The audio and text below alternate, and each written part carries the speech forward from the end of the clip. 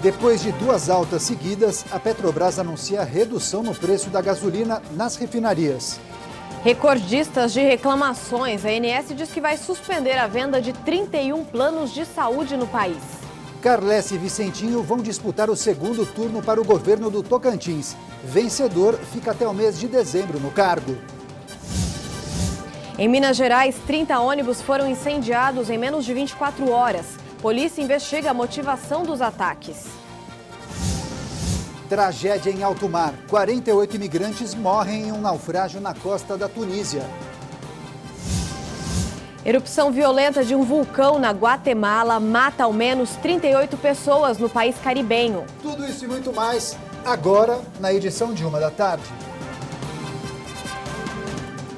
Olá, tudo bem com você? Muito boa tarde. Nós estamos chegando com as principais notícias do Brasil e do mundo com Carolina Lorenzetti e com Daniel Caniato. Uma ótima tarde para você. Hoje é segunda-feira, dia 4 de junho de 2018. E nós vamos imediatamente saber quais são as notícias mais lidas e também mais acessadas nos portais da internet. Atenção, manchete no ar. De olho no portal G1. Mapa mostra mais de 11 mil assassinatos no primeiro trimestre do ano no Brasil. O Índice Nacional de Homicídios, criado pelo portal, acompanha mês a mês os dados de vítimas de crimes violentos no Brasil. E os números assustam. Só em março, 3.716 pessoas foram mortas. Isso sem contar dados de 5 estados que não divulgam todos os números. Nesses 3 primeiros meses do ano, por exemplo, 11.578 pessoas perderam a vida de forma violenta. Até quando? De olho na Folha Online, após decisão de segunda instância, Justiça de São Paulo manda prender 14 mil pessoas. Encarceramento em massa? Bom, a prisão do ex-presidente Lula em abril deste ano abriu uma discussão jurídica sobre se é ou não constitucional o início do cumprimento da pena após a condenação em segunda instância. Naquela ocasião, o STF entendeu que a execução da pena nesta circunstância não ofende o princípio da presunção da inocência. Nesse embalo, segundo o levantamento da Defensoria Pública, foram expedidos, anote aí, 13.887 mandados de prisão pelo Tribunal de Justiça de São Paulo, entre fevereiro de 2016 e abril deste ano. Para fechar, no site do jornal O Estado de São Paulo, homens mais altos do mundo fazem reunião em Paris. Dá uma olhada na Torre Eiffel. Esses rapazes são quase do tamanho dela, que nada, é apenas uma brincadeira. Mas a quantidade de pessoas com mais de 2 metros lá na capital francesa chama a atenção de moradores e turistas.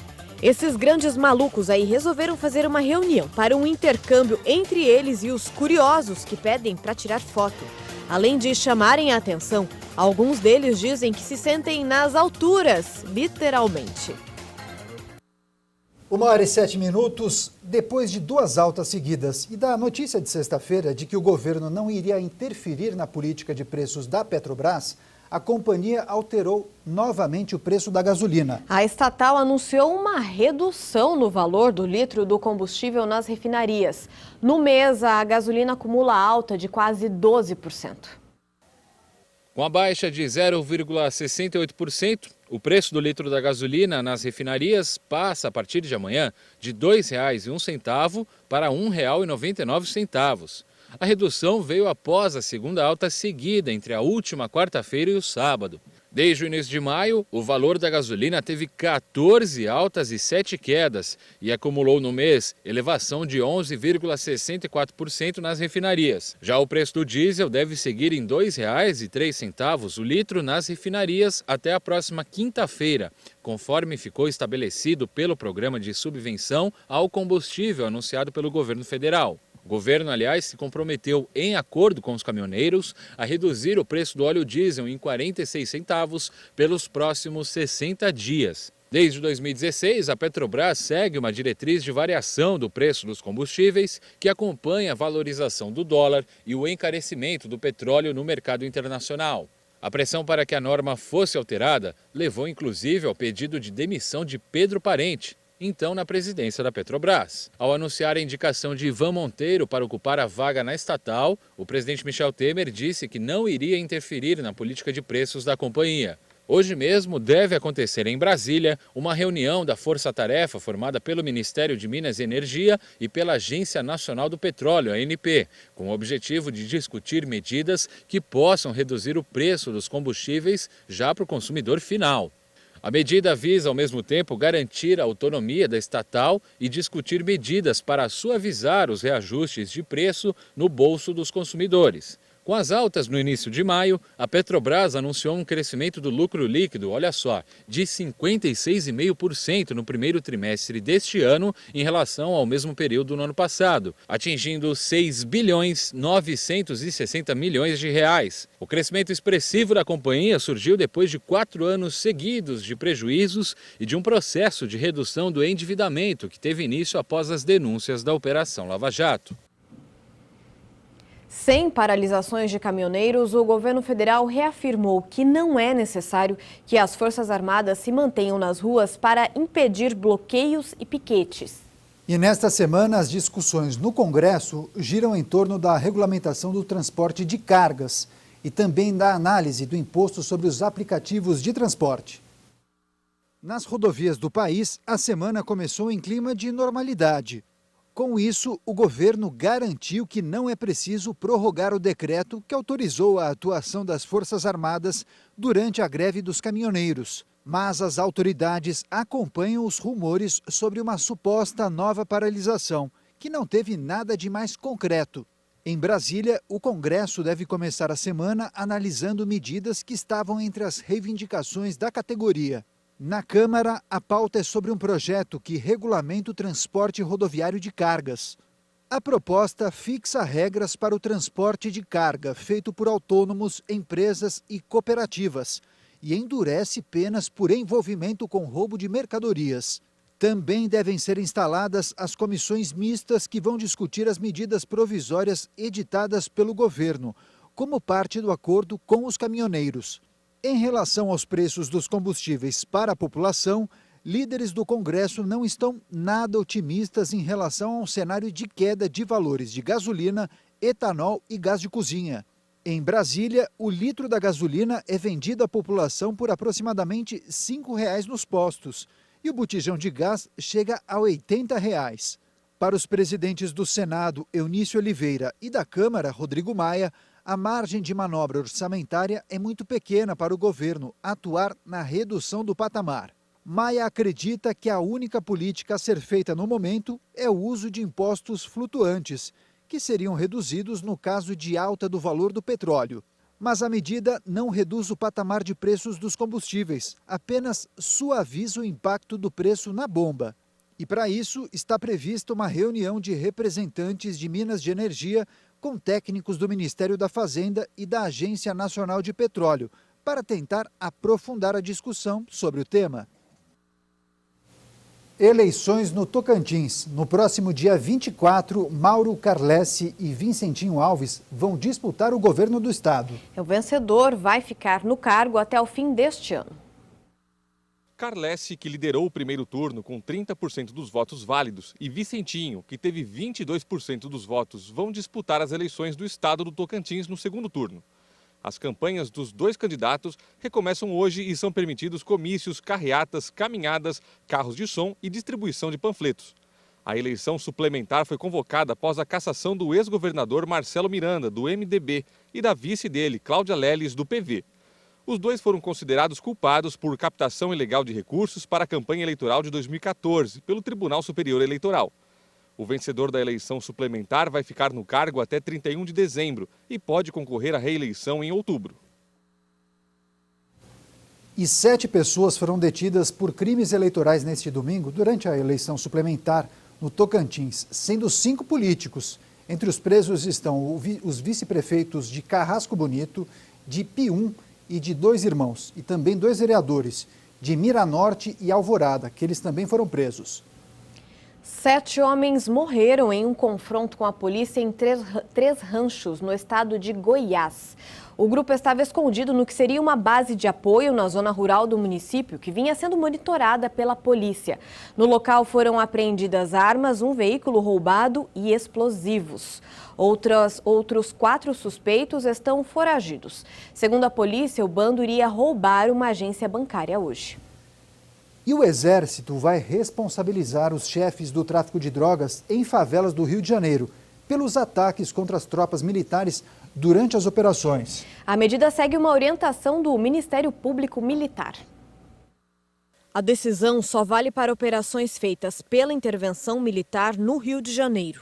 O Ministério Público considerou que os casos podem ser classificados como crimes militares e que nenhum criminoso faz disparos contra alguém nas comunidades sem autorização do chefe do tráfico. As investigações só vão ser abertas se os tiros vierem de pontos fixos das favelas. A determinação já está sendo colocada em prática. O inquérito foi instaurado contra traficantes da Praça Seca, na zona oeste do Rio. Em maio, rajadas de tiros foram disparadas contra militares que faziam uma ronda no Morro do Barão. Ninguém ficou ferido. Outra orientação dada é para que os militares gravem as ações para comprovar se foram ou não cometidos abusos contra os moradores das comunidades. O motivo é a quantidade de casos de desacato por parte da população contra os agentes de segurança.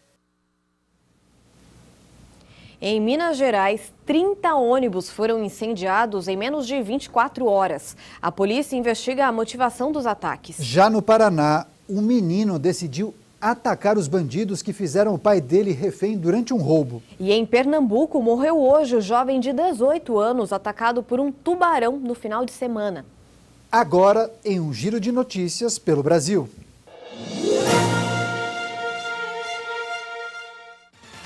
Um homem morreu baleado em uma tentativa de assalto na zona norte do Rio de Janeiro. Augusto César Silva estava junto com a família entrando na garagem do prédio em que morava, quando foi abordado. Ele foi atingido por 3 disparos. A família de Augusto presenciou toda a ação. No Rio de Janeiro, o australiano Christopher John Gott, de 63 anos, morreu após mais de 4 meses em coma. Ele foi atropelado com outras 17 pessoas em Copacabana no início do ano. Christopher tinha sido condenado na Austrália por abuso sexual e estava foragido há mais de 20 anos. Morreu hoje o jovem atacado por um tubarão em Jaboatão dos Guararapes, Pernambuco. O ataque aconteceu no último domingo. José Ernesto foi socorrido pelo Corpo de Bombeiros. Ele chegou a passar por uma cirurgia, mas não resistiu aos ferimentos. Em Paranavaí, no Paraná, um menino de 6 anos deu tapas e chutes em ladrões que fizeram o pai dele refém durante um assalto a um mercado. 3 homens, um deles armado, renderam o dono do estabelecimento e também o cliente. Os bandidos conseguiram fugir. Em Minas Gerais, 30 ônibus foram atacados em menos de 24 horas. Os criminosos colocaram fogo em coletivos de 14 cidades do estado. Já no Rio Grande do Norte, na Grande Natal, 2 ônibus foram incendiados no fim de semana. A polícia investiga a motivação dos ataques. 1h17, depois do intervalo, você vai ver tragédia em alto mar. 48 imigrantes morreram em um naufrágio na costa da Tunísia. E ainda, a erupção violenta de um vulcão na Guatemala mata ao menos 38 pessoas no país caribenho. Os detalhes daqui a pouco. Até já.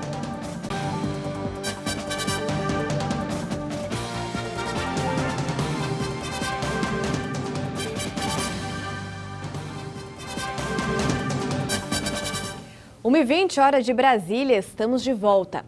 A ANS, Agência Nacional de Saúde Suplementar, vai suspender a venda de 31 planos de saúde de 12 operadoras no país. E essas penas são resultantes de várias reclamações por parte dos clientes. Juntos, os planos de saúde suspensos têm quase 116 mil clientes. Segundo a ANS, para quem já tem o contrato com a operadora, nada muda. O objetivo da medida é evitar que os planos sejam vendidos a novos clientes, antes das operadoras resolverem os atuais problemas. A Agência Nacional de Saúde explicou que se melhorarem o serviço prestado e tiverem redução do número de reclamações, a punição termina e a operadora é liberada daqui a 3 meses. E 33 planos de 16 operadoras que haviam sido suspensos serão reativados a partir da próxima sexta-feira. E os sindicatos arrecadaram menos 88% nos 4 primeiros meses do ano, em comparação com o mesmo período do ano passado, 2017. A nova legislação trabalhista entrou em vigor em novembro. Segundo os dados do Ministério do Trabalho e Emprego, apenas em abril, o volume arrecadado pelas associações sindicais foi de 102 milhões e meio de reais, 90% a menos em relação ao mesmo mês de 2017. E a justificativa é que, pela nova regra, a cessão obrigatória do equivalente a um dia de trabalho foi extinta. A contribuição ainda existe, mas agora ela é voluntária e a empresa só pode fazer o desconto com uma autorização do funcionário por escrito. Os principais partidos políticos do país perderam filiados e diminuíram o tamanho e a representação nos últimos anos. Os motivos são a criação de novos partidos e o desgaste de siglas tradicionais. A queda no peso das 4 principais legendas do país no número total de eleitores filiados chegou a 17% nos últimos 16 anos. Segundo o Tribunal Superior Eleitoral, em 2002, o MDB, PT, PSDB e PP tinham 49,5% do total de filiados, o que significava 5 milhões e meio de um total de 11 milhões à época. Hoje, o número de simpatizantes registrados chegou a 16 milhões e 800 mil. A participação dos 4 partidos é de 41%. A diluição nos principais partidos afetou também a Câmara dos Deputados, que tem hoje quase 80 deputados a menos, o que pode dificultar a governabilidade do presidente da República, que será eleito em outubro. Entre os principais motivos apontados para a queda na concentração de parlamentares em 4 principais partidos estão o desgaste de siglas tradicionais envolvidas em casos de corrupção, a decepção em relação ao desempenho dessas legendas nos últimos anos, além da criação de novas siglas. Entre os filiados, o espaço perdido foi ocupado, em parte, por outras 4 legendas que surgiram no período e integram o chamado Centrão. Destaques internacionais: pelo menos 48 imigrantes morreram em um acidente na costa da Tunísia. Outras 68 pessoas foram resgatadas pela Guarda Costeira. As buscas continuam nesta segunda-feira com o apoio de um avião militar. Dezenas de imigrantes morreram em um naufrágio em frente à costa do sul da Tunísia. De acordo com o Ministério de Defesa, o balanço ainda é provisório. Segundo o Ministério do Interior, uma embarcação com migrantes a bordo foi detectada quando se encontrava a ponto de afundar na costa de Safax. As identidades dos mortos ainda não foram informadas. Entre os sobreviventes, há 60 tunisianos e 7 cidadãos da Costa do Marfim, Mali, Marrocos e Camarões. Um sobrevivente afirmou que a embarcação tinha capacidade para 70 pessoas, mas 180 estariam a bordo. Ele relatou ainda que os migrantes pularam na água e alguns se afogaram enquanto a água entrava no barco. Também no domingo, um naufrágio deixou 9 mortos, incluindo 7 crianças na costa da Turquia. Todos seriam de nacionalidade síria. A polícia de Paris começou hoje a retirar cerca de 1.000 imigrantes de 2 acampamentos improvisados na cidade. Essa ação acontece 5 dias depois que outras 1.000 pessoas foram levadas para alojamentos temporários. A polícia de Paris iniciou uma nova operação para retirar cerca de 1.000 migrantes de acampamentos improvisados. Cerca de 550 pessoas, principalmente afegãos, viviam próximo ao canal São Martin. Outras 450 foram retiradas de um campo ao norte de Porte de la Chapelle. Uma semana antes, cerca de 1.000 migrantes foram retirados de um campo próximo ao canal Saint-Denis. Os moradores eram principalmente da Eritreia e do Sudão e foram levados para alojamentos temporários. Muitos aguardam pelo status de refugiados, mas correm risco de expulsão. A França recebeu um recorde de 100 mil pedidos de asilo em 2017. O status de refugiado foi concedido a 30 mil pessoas, segundo números oficiais. As expulsões forçadas chegaram a quase 15 mil. E um atentado suicida contra um encontro de religiosos muçulmanos em Cabul, no Afeganistão, deixou ao menos 7 mortos. 9 pessoas ficaram feridas. O policiamento foi reforçado na região. O ataque aconteceu pouco depois de um grupo de muçulmanos ter condenado atos terroristas. Nenhum grupo reivindicou a ação. As informações preliminares indicam que o ataque suicida aconteceu quando os convidados estavam deixando o local da reunião. Entre os mortos está um policial. Segundo testemunhas, o homem-bomba chegou a pé ao local do atentado. Mais de 3 mil pessoas participavam da conferência, onde acontecem encontros da cúpula de funcionários do governo. Os talibãs e o braço do grupo extremista Estado Islâmico atuam com frequência em Cabul. Subiu para 38 o número de mortos na erupção de um vulcão na Guatemala. São quase 300 feridos. Foi a erupção mais violenta das últimas décadas. 3 mil moradores tiveram que sair de casa às pressas. Foi a segunda erupção do vulcão de fogo neste ano e também a mais forte desde a década de 70. Pelo menos 600 pessoas foram levadas para abrigos. As cinzas lançadas chegaram a 10 mil metros de altura, acima do nível do mar. E o aeroporto internacional de La Aurora precisou ser fechado. As buscas por desaparecidos foram suspensas durante a noite, porque faltava luz e também pelo perigo para as equipes de resgate. Ainda existe a chance de mais uma erupção. O presidente do país, Jimmy Morales, decretou luto oficial por 3 dias. E o primeiro-ministro da Jordânia apresentou hoje a sua renúncia depois de 5 dias de protestos contra as medidas adotadas pelo governo. Entre elas está a alta nos impostos. As manifestações acontecem na capital, Amman, e em outras cidades do país desde a última quarta-feira. Elas são contra o aumento de preços e contra um projeto de lei para subir os impostos sob pressão do Fundo Monetário Internacional para a realização de reformas estruturais. O primeiro-ministro da Jordânia, Hani Mulki, apresentou a renúncia ao rei Abdullah, que defende um diálogo nacional e razoável sobre o projeto de lei do imposto de renda. Um dos pontos do documento visa tributar as rendas mais modestas. Na noite de sábado, cerca de 3 mil pessoas se manifestaram perto do gabinete do primeiro-ministro, no centro da capital. Poucas horas antes, as negociações entre representantes dos sindicatos e o governo haviam fracassado. Muitas notícias hoje, hein? Ponto final nessa edição. Nós agradecemos demais a sua companhia e audiência. Boa tarde, até amanhã.